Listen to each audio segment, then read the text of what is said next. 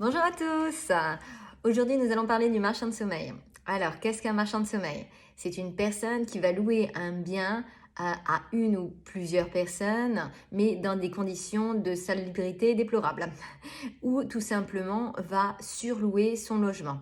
C'est-à-dire que, pour petite histoire, donc il y a une personne qui a loué un logement de type T4, 90 mètres carrés, donc là pour ça tout va bien, mais chaque chambre était louée à une famille. Donc une famille dans chaque chambre, vous imaginez la situation déplorable dans laquelle le logement doit être et la situation déplorable dans laquelle doivent être les habitants du logement. Donc effectivement, il en percevait 2500 euros, donc le double du prix du marché.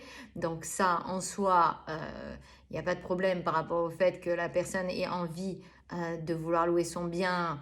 Mais le problème, c'est que on ne peut pas louer une famille dans une chambre de 11 mètres carrés. C'est pas possible. Donc, pour pouvoir remédier à ce type de situation, ce n'est pas forcément évident. Donc, la première des solutions est de solliciter la mairie, le maire, pour le prévenir de cette situation.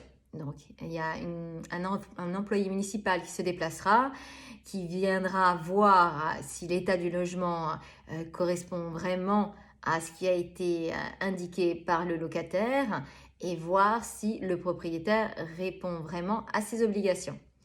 Donc, en règle générale, l'officier municipal qui constate la situation va d'abord essayer de trouver un terrain d'entente avec le propriétaire. Alors, certains propriétaires ne sont pas au courant de leurs obligations ou ne vont pas dans les logements et ne se rendent pas vraiment compte de la situation.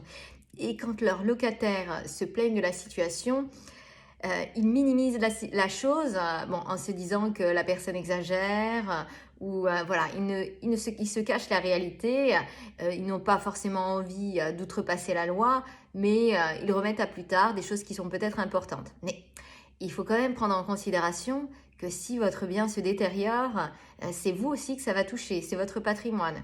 Un bien qui n'est pas entretenu est un bien qui se détériore, et un bien qui se détériore est un bien qui perd de la valeur. Donc, si on regarde sous couvert de la valeur du produit ou de manière financière, ne pas entretenir son bien n'est pas une solution.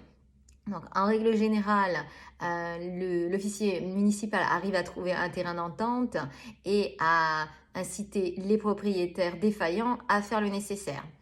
Il y a parfois certains propriétaires qui ne veulent pas répondre ou qui font comme si de rien n'était. Donc dans ces cas-là, la mairie peut saisir la justice pour entreprendre une démarche plus avancée. Donc ça, ce sont les différentes possibilités. Donc bien entendu, si vous êtes locataire, vous vous retrouvez dans cette situation, donc où effectivement vous pouvez solliciter la mairie pour faire part de cette situation et demander à un officier de la mairie de venir voir ce qu'il en est, ou tout simplement prendre vos dispositions pour déménager. C'est peut-être le plus simple et le plus court surtout. Donc je sais que c'est pas toujours évident, surtout dans certaines villes.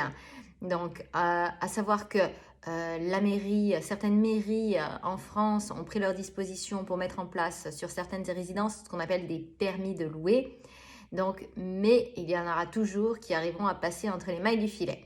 Donc, si vous êtes locataire, essayez de trouver un autre logement qui corresponde à vos besoins. En règle générale, en plus, pour ce type de logement, les loyers sont très importants. Donc, je pense que si vous avez la possibilité de payer ce type de loyer pour un logement défaillant, vous pourrez payer un loyer tout équivalent pour un logement décent. J'espère que cette vidéo vous a intéressé. À très bientôt pour une prochaine vidéo. Merci.